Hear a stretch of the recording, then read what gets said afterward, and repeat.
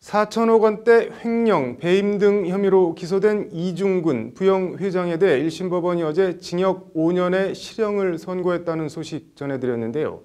징역 5년의 실형을 선고하면서 정작 법정 구속은 하지 않아 벌써부터 항소심에서 집행유예로 풀어주는 것 아니냐는 지적이 법원 안팎에서 나오고 있습니다. 법률방송 심층 리포트, 재벌회장 풀어주기 공식, 이른바 3.5 법칙 얘기해보겠습니다. 김정래 기자입니다. 4천억 원대 횡령 배임 등 혐의로 기소된 이중근 부영회장에 대해 1심 법원이 어제 징역 5년의 실형과 벌금 1억 원을 선고했습니다. 재판부는 기업 경영의 투명성과 건정성을 저해하는 등 비난 가능성이 매우 크다고 양형 사유를 밝혔습니다. 앞서 검찰은 이 회장에 대해 징역 12년에 벌금 73억 원을 구형한 바 있습니다.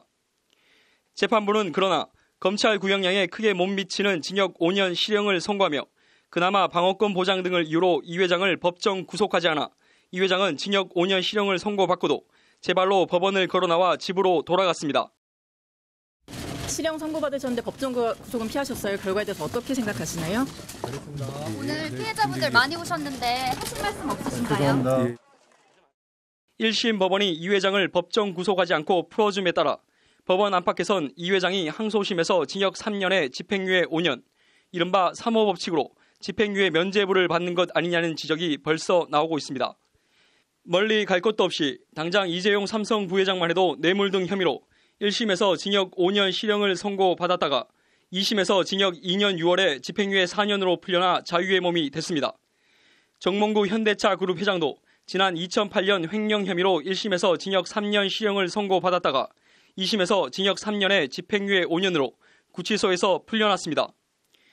최태원 SK그룹 회장의 경우도 지난 2003년 배임 등 혐의로 1심에서 역시 징역 3년을 선고받았지만 2심에서 징역 3년에 집행유예 5년을 선고받고 구치소 대신 집으로 돌아갔습니다. 삼성, 현대차, SK, 국내 재벌 서열 1, 2, 3위 오너들이 1심에서 징역형 실형을 선고받았지만 2심에서 약속이나 한 듯 집행유예로 풀려난 겁니다.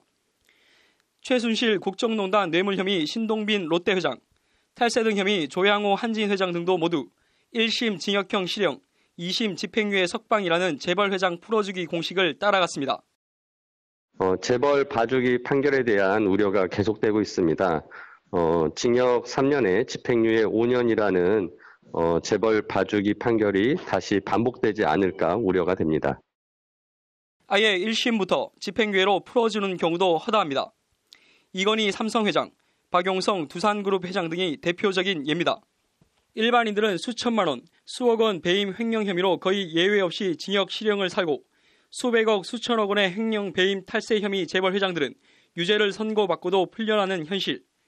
횡령이나 배임 액수가 클수록 가중처벌하는 특정 경제 범죄에 대한 가중처벌법, 특경가법은 도대체 왜 있는 건지, 특경가법을 왜 재벌 회장들은 꼭 피해가는지, 법원 판단이 정말 헌법과 양심에 따른 것인지 의문과 비판이 제기될 수밖에 없는 이유입니다.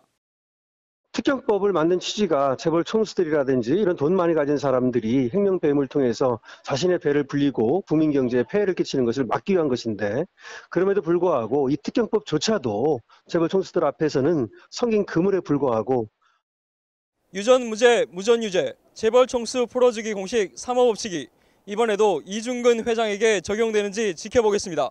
법률방송 김정래입니다.